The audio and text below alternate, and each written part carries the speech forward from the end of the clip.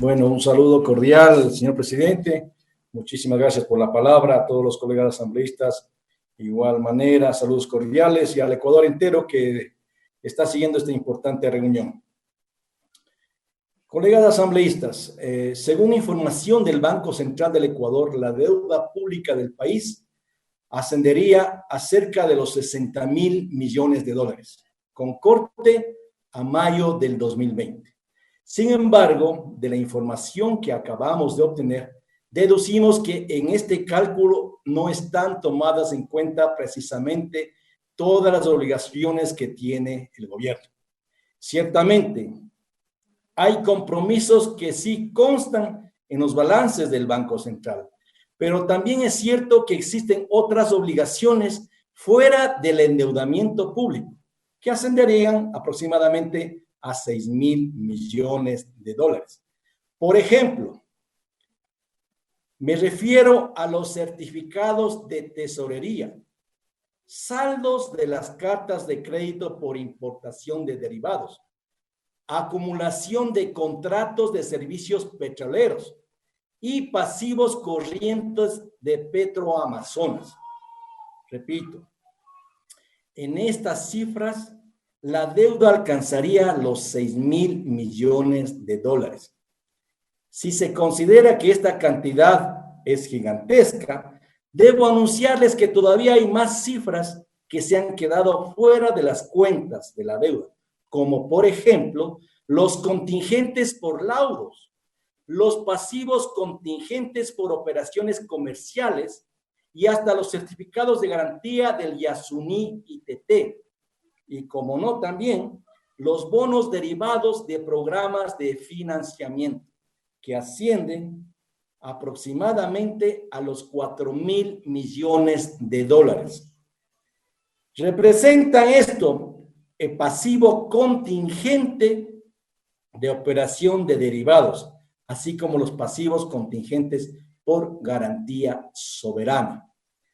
Por otra parte, se debe considerar también la venta anticipada de petróleo, y me refiero a las operaciones relacionadas con Petro Tailandia 1 y Petro Tailandia 2 y Oman.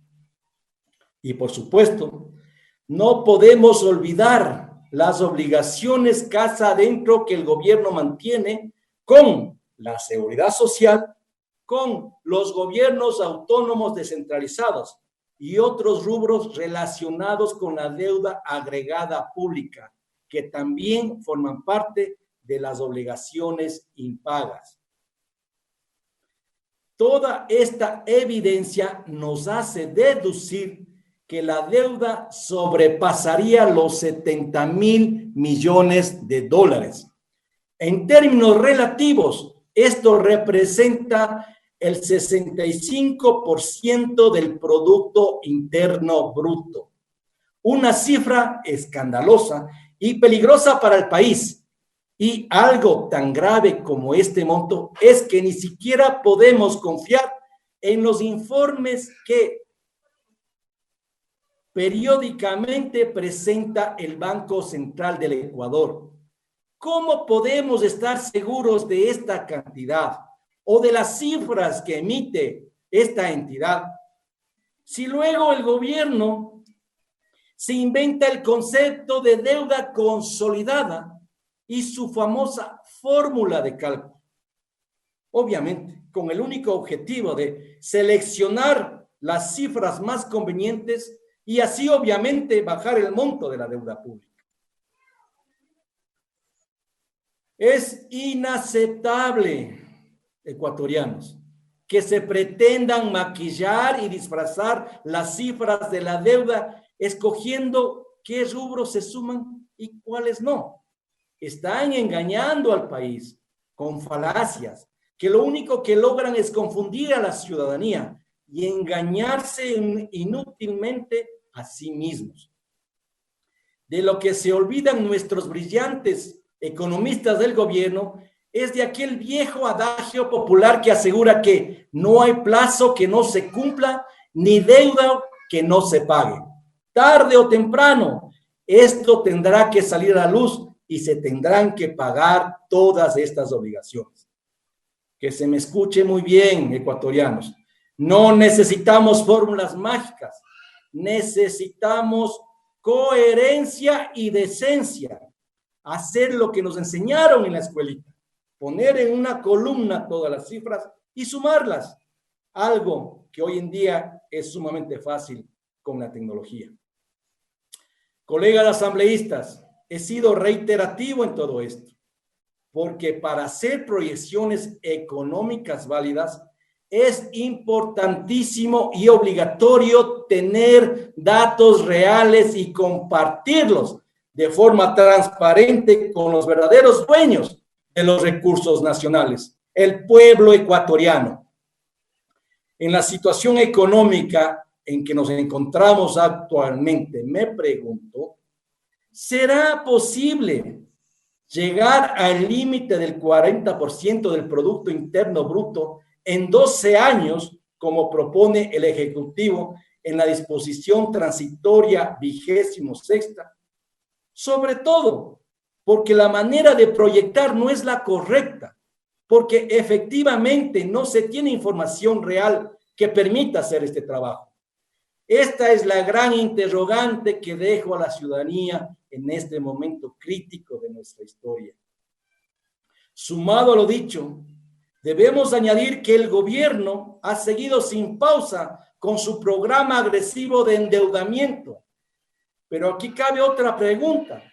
¿Será que el gobierno tuvo al menos la decencia de informar a la Asamblea Nacional sobre las obligaciones recientemente adquiridas?